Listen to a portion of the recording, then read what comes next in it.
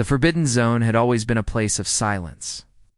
For thousands of years, no ship, human, alien, or otherwise, had dared to cross its invisible borders. Every chart, every navigation computer, every star map in known space marked it with the same warning: do not enter. It wasn't simply because of danger, but because of the stories. The kind of stories that traveled from system to system, whispered in dim-lit docking bays and smoky taverns. Stories of fleets that vanished without a trace, of ships sending a final desperate message before fading into static, of strange lights that moved against the laws of physics. No one could prove them, but no one wanted to try. So the zone remained. Untouched, a silent wound in the galaxy, unclaimed by any empire, feared by all. That was, until the night the signal came. It was faint at first, barely a whisper in the static. The small Zyron patrol vessel seekers I picked it up while making a routine scan at the edge of the zone. At first, the crew thought it was interference space dust, radiation waves, maybe even the lingering echoes of ancient broadcasts. But then the signal grew stronger, sharper. It wasn't random noise. It was structured, a distress call. The strange part was not that it was human. Humans had sent plenty of distress calls across the centuries. The strange part was its age more than 600 years old, far older than the humans' recorded presence in this part of space. And stranger still, the message repeated the same coordinates over and over, coordinates inside the zone. The captain of the Seeker's Eye, Commander Thale Vera, stood at the forward viewport, his long fingers drumming against the railing as he stared at the shifting black horizon of the zone. His crew waited for his decision. Regulations were clear: no entry under any circumstances. Any ship that crossed into the zone was considered lost. But the signal was human. And though the Zyrans had fought wars with humanity in the past, there was an unspoken code in deep space. You answered a distress call. Yet something about the clarity of the message unsettled him. 600 years in the void. And it sounded as fresh as if it had been sent that morning. We could log it and leave, suggested Nira. The ship's comms officer, her silver eyes fixed on the trembling waveform on her console. It's not our problem. If Command wants to investigate, they can send a bigger ship. We are the closest, said Thale quietly. If there's someone alive in there? They can't be, Nira interrupted. It's not after that long. The navigator, a quiet young officer named Varric, spoke up without turning from his display. I think you should hear the rest of it, sir. Thale raised an eyebrow. The rest? Varric turned up the volume. The signal repeated again, the human voice calm but urgent. This is Terran Vessel Resolute. Coordinates uploaded. Require immediate assistance. Then, after a pause, came something new. Words that hadn't been there before. Commander Thale Vera. We've been waiting for you. Temperature on the bridge seemed to drop. Nira slowly turned to face Thale, her face pale. How would they know your name? Thale's mind raced. Could be a trick, some kind of deep hack into their comms. But the precision, the familiarity in the voice, it didn't sound like any alien mimicry he'd ever heard. It sounded human, and worse, it sounded personal, against his better judgment. He ordered the Seeker's Eye forward, crossing the invisible border into the zone. The moment they did, the stars shifted. It wasn't obvious at first, just a subtle wrongness like looking at a reflection in still water that suddenly rippled. The constellations seemed to bend, colors deepened, shadows stretched. The comms filled with soft static, and somewhere, in the background of that static, faint whispers rose and fell like distant breathing. Nira's hands moved quickly over her console. Signal strength increasing. It's pulling us toward the source. Engines to minimal thrust, Thale ordered. Let's not rush in. But even at minimal speed, the zone seemed to draw them in like a current. Minutes stretched into an hour. The deeper they went, the less their instruments made sense. Gravity fluctuated by tiny, unsettling degrees. Energy readings spiked and vanished without reason. The crew began to speak less, their voices low, as though afraid the zone might overhear. Then, at warning, the ship's long-range sensors lit up. A shape was emerging from the dark ahead. At first, it was just a blurred outline against the shifting starlight. Then it solidified into something massive, something unmistakably artificial. It drifted slowly into view, its black hole. Catching fragments of distant light, towers and weapon banks rose along its spine, and its sheer size dwarfed anything in the Seeker's Eye's database. "That's human design," Varric whispered. "But not like any class I've ever seen." Thale stared. It was a warship, but not one from any era he knew. The hull markings were faint, worn down by time. But the name was still visible in massive block letters. Resolute. The distress call had been real. And now, after centuries of silence, here it was, waiting for them. Nira's console beeped sharply. "Sir, I'm detecting no life signs." "None. Could be shielded," Thale muttered. But even he didn't believe it. The Resolute hung in the void, silent and still, like a predator watching its prey. Its weapons were dark, its engines cold. But there was a sense, almost physical sensation, that it was aware of them. Suddenly, every light on the Seeker's Eye flickered, the comms hissed, and the human voice returned, clearer than before. "Welcome, Commander. You've kept us waiting." Dahl's throat tightened. "This is Commander Thale Vera of the Zyran vessel Seeker's Eye. Identify yourself." Silence then.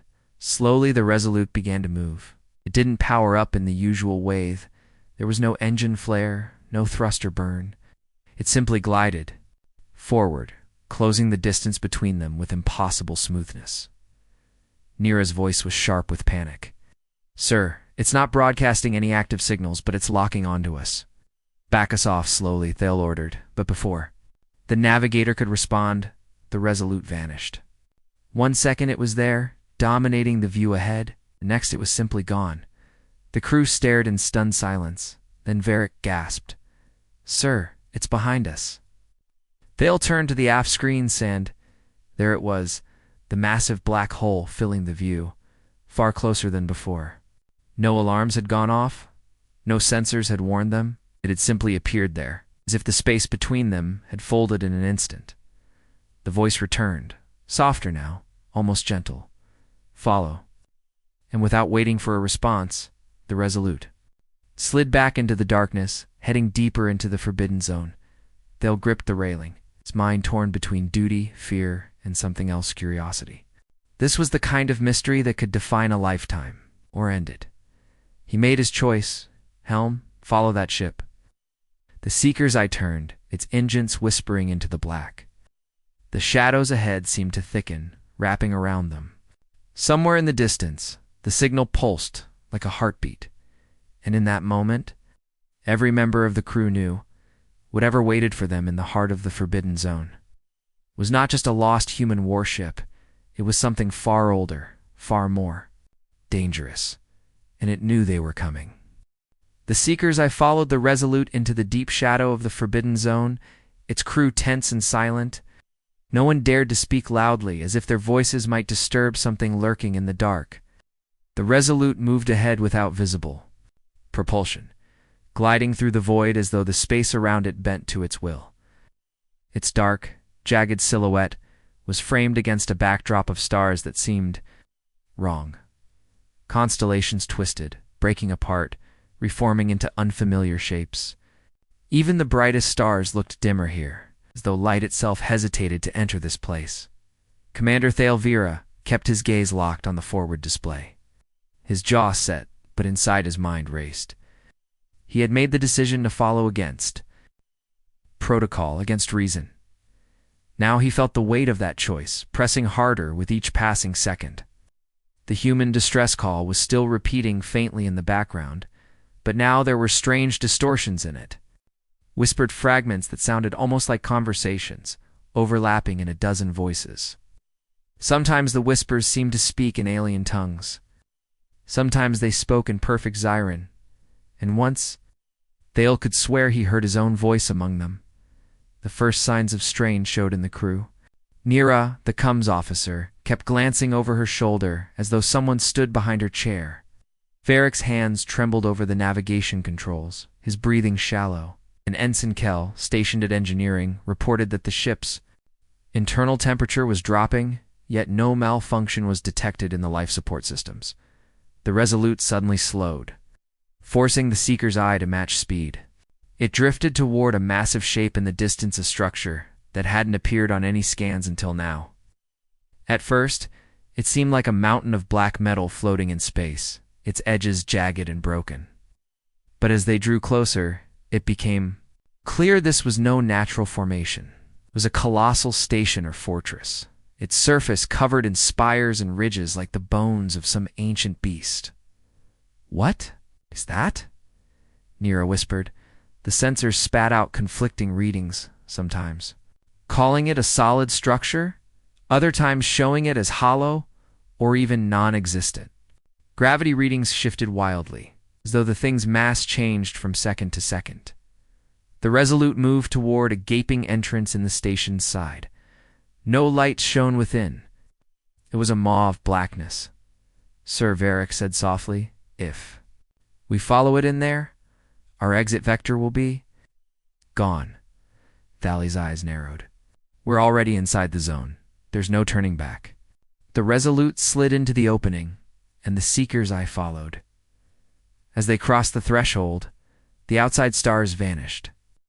The ship was surrounded by complete darkness, their only guide the faint silhouette of the Resolute ahead. Then, without warning, lights flickered on, not normal lights but faint eerie glows along the walls, forming symbols no one recognized. The pattern seemed to shift subtly whenever they looked away, as though they were alive. The Seeker's eyes internal. Systems began to react strangely. Displays glitched, the navigation map spun in slow circles. Engine readings climbed and fell without cause. And then the ship's AIA simple, unremarkable programs spoke for the first time in years without being prompted. "You shouldn't be here." The crew froze. "AI. Repeat that," Thale ordered. "You shouldn't be here. You should not follow. Turn back." Before Thale could respond, the AI's voice changed, deeper, human, and disturbingly calm. "Commander Thale, keep following." The Resolute was leading them deeper into the structure now, through corridors so vast that entire fleets could have drifted through. In some places, enormous mechanical shapes hung in the shadows, unmoving but not lifeless. Thale couldn't tell if they were ships, machines, or something far older. Nira's voice broke the silence. "Sir, I'm reading faint human life signs from the Resolute now. They weren't there before." Thale felt a chill. "How many?" Her eyes darted over the screen. "One." The distress call, the silence, the strange awareness of the Resolute, it all suddenly felt like bait. And yet, Thale couldn't stop. Something about this place pulled at him, not just physically, but in the deepest parts of his mind. They emerged into a massive chamber, so large that their ship felt like an insect inside it. The Resolute came to a stop in the center. Its black hull was bathed in the faint glow of the chamber's shifting lights. Then, slowly, impossibly, a single figure appeared, standing on the hull, human alive, and staring directly at Thale. The human figure stood motionless on the hull of the Resolute, lit only by the eerie, shifting glow from the chamber walls. No suit, no helmet, no visible protection against the vacuum. Yet he breathed. His hair, dark and weightless, drifted as though the air here was thicker than space should allow. His eyes, impossibly clear, were locked on Thale, and it felt less like a stare and more like a reach, as if he were pulling thoughts directly from the commander's mind. "Is that real?" Nira's voice cracked. Her hands hovered over the sensor controls, but the readings were useless, flashing between zero life signs and full human biometric profiles.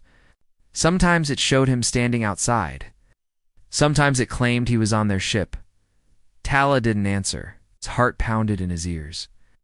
He tried to look away, but something in the man's gaze held him fast. It wasn't just sight.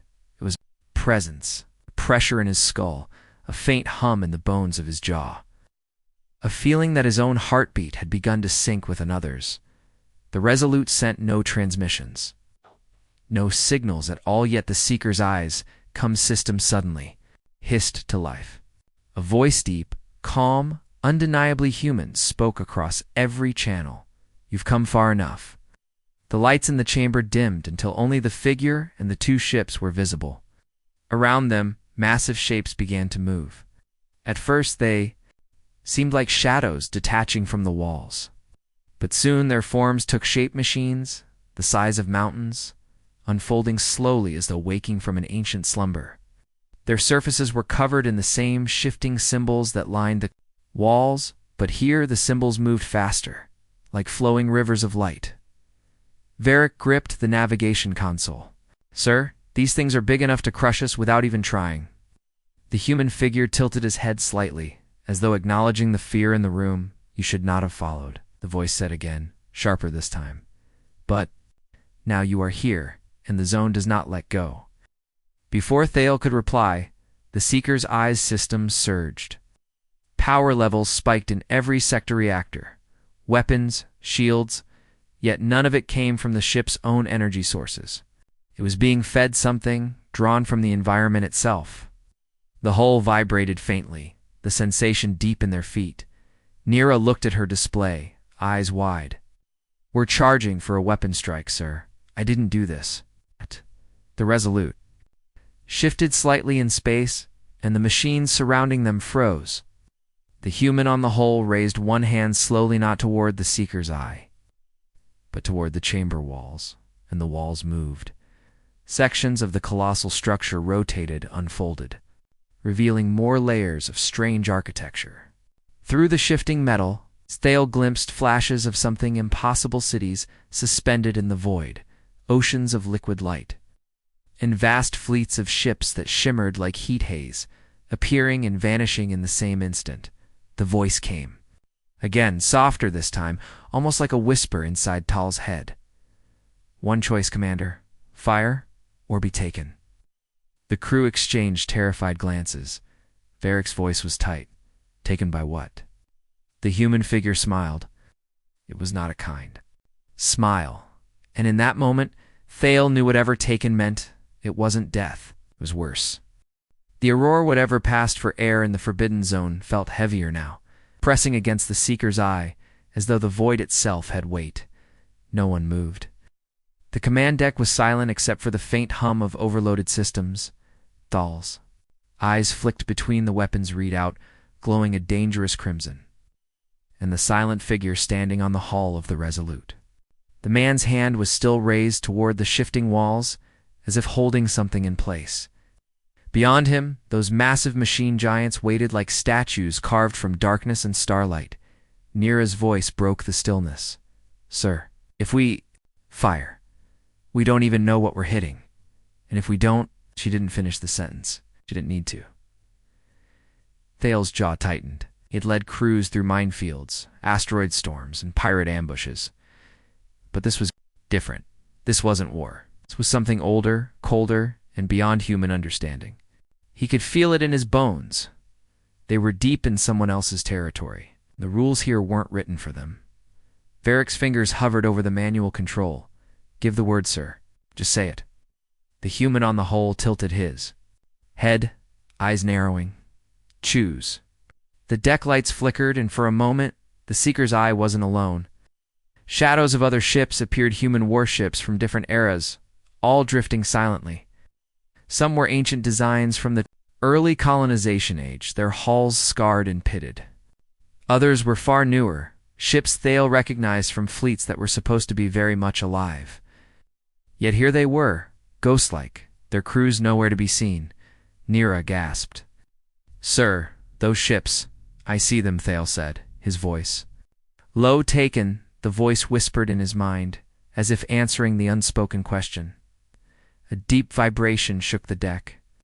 The machine giants moved for the first time, their colossal arms unfolding, pointing toward the Seeker's eye, the hull. Temperature spiked. Whatever these things were, they were preparing to act. Talaze's decision came in a rush, like fire. The Seeker's eye's main cannon roared, a column of white-hot energy cutting across the void and slamming into the chamber wall where the human's hand pointed. The moment the blast struck, the walls split apart, opening a wound in the structure. That bled pure light into the darkness. The machine giants staggered, their movements halting as the light surged outward. The figure on the Resolute lowered his hand, and for the first time, his expression shifted not to anger or relief, but to something unreadable. The Resolute's engines ignited, its hull shimmering as though phasing between realities. Without a word, the mysterious human turned and stepped back into his ship. "Sir, where is he going?" Nira asked. Before Thale could answer, the Resolute shot forward, not toward the chamber's exit, but into the blinding wound they had just opened. In its wake, the light pulled at everything, dragging the Seeker's Eye toward it. Alarms screamed, gravity twisted. The crew felt their stomachs lurch as reality itself seemed to bend around them. And then, silence. The Seeker's Eye was somewhere else, somewhere vast, somewhere wrong. The light faded slowly, like the last embers of a dying star, and the crew of the Seeker's Eye found themselves staring into nothing, not the empty blackness of space. They all knew that well. This was different. This was a living void, a darkness that seemed to shift and curl at the edges like it had weight and purpose. Stars hung impossibly far away, tiny and dim, as though they were trapped at the bottom of some cosmic ocean. "Where are we?" Nira's voice trembled, and Thale noticed she was clutching the console as if afraid she might float away even. With gravity still engaged, Varric ran a quick scan, his hand shaking. No chart matches, no com signals, no radiation readings. This place doesn't exist. But Thale didn't answer. His eyes were locked on the object drifting ahead. It was the Resolute. Only now, it was different. Its hull glowed faintly, covered in intricate symbols that hadn't been visible before. The markings pulsed like veins, as if the ship itself was alive, floated in the dark, silent and still, facing something vast that hung before it. At first, the crew thought it was a planet, but as their sensors adjusted, the truth sank in. It was no world. It was a structure, so enormous that its edges curved with the horizon, blotting out half the visible stars. The surface shimmered faintly, reflecting ghost images of the Seeker's Eye and the Resolute, as though it were a mirror, made of liquid metal. "What is that?" Nira whispered. Tala didn't know, but something deep in him did. This was no alien construction. The style, the design, the raw power radiating from it, it felt human, but impossibly old, before anyone could speak again.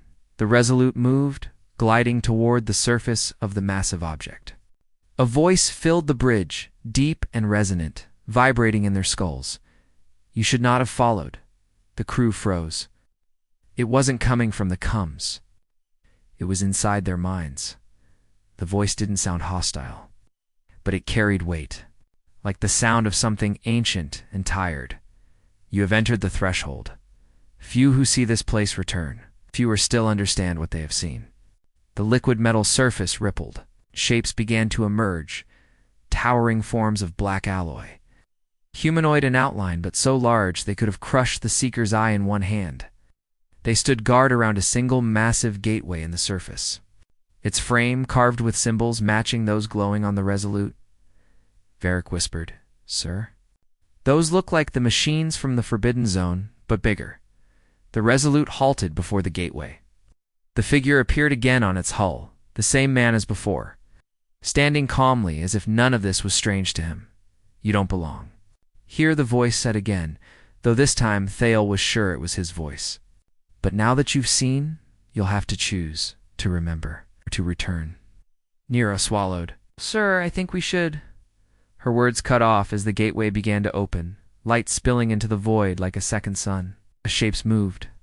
In that light, ships, hundreds of them. All human. Some were clearly warships. Others were civilian vessels. Some looked like they came from centuries in the past. And they all had one thing in common. None of them should still exist. The Resolute drifted forward, vanishing into the light. The man never looked back. "Sir," Varric said softly, "if we follow, I don't think we're coming back." stared into that light, feeling a pull in his chest. Something in him wanted to know the truth, no matter the cost. The gateway widened. The machine stepped aside, and the void seemed to hold its breath, waiting for the seeker's eye to decide. There was no sense of movement, no warp jump, no engine burn, only the feeling of being pulled through layers of reality, each one thinner than the last.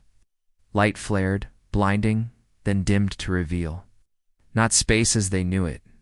It was a vast expanse of silver clouds and drifting shards of rock, each one carrying a piece of something recognizable: an old battleship's hull, a fragment of a space station, the skeletal remains of cities suspended in nothingness. But among the wreckage floated ships, human ships, gleaming and intact. Some so old they belonged to the earliest days of humanity's push into the stars, and in the center was the city. It was a ring the size of a small moon, spinning slowly. Lit by golden light from within, towers rose from its inner curve, and beneath its surface, Thale could see movement, millions of people, walking streets, piloting shuttles, living normal lives. Inside a place no one in the galaxy had ever spoken of. "Is this Earth?" Nira whispered. "No," Thale murmured. "This is something else." The Resolute moved ahead of them, heading for the city. Its strange, glowing symbols pulsed brighter, and the massive gates along the ring began to open. From within came more ships, some bristling with weapons far beyond anything the Galactic Councils possessed. A voice filled the bridge again, commanding and deeply human. "You are now inside the sanctuary. You are here because you saw what you were not meant to see." A shimmer appeared on the Seeker's Eye's bridge. The man from the Resolute was suddenly there, standing in front of them as though distance didn't matter. "I am Captain Elias Rourke," he said. 400 years ago, the first human expeditions into deep space discovered the truth. There are places in the galaxy not meant for open maps, places where our kind built. Defenses, we keep them hidden because the moment others know, they will try to take them. Thale frowned. Defenses? Against what?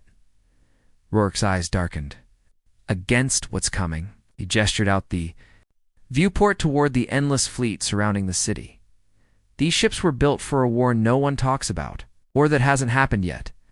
The alien armadas you've heard of, the ones that push into human space, they're scouts. The real threat is still moving toward us, beyond the edge of the galaxy. When it comes, there will be no diplomacy, only survival. Nira's voice was quiet. "Why show us this? 'Cause now that you've crossed the threshold, you have." "Two choices," Rourke said. "You can stay here, join us, and fight when the time comes. Or we can send you back with no memory of this place. You'll live your life in ignorance, safe, until the day the sky burns." Silence filled the bridge. The choice was impossible: safety or truth, comfort or war. Varric swallowed. "If we stay, we can't go back." Rourke shook his head. "The sanctuary isn't just hidden, it's sealed from the rest of the galaxy. Once you commit forever." Outside, the golden light of the city spilled across the fleet, reflecting on the Seeker's Eye's hull. That light was the doorway home. Thale felt the weight of the decision pressing on him. He could order the ship to turn around, pretend none of this happened. Or he could take humanity's side in a war that hadn't begun but would decide everything. The man from the Resolute waited, his eyes steady, as if he already knew the answer. Thale took a breath, looking out at the endless armada of human ships. "Set course for the city," he said, Rourke's lips curved in the faintest smile. "Welcome to the real defense of humanity." And as the Seeker's Eye joined the fleet, the gates closed behind them, sealing the sanctuary once more until the day it would be unleashed.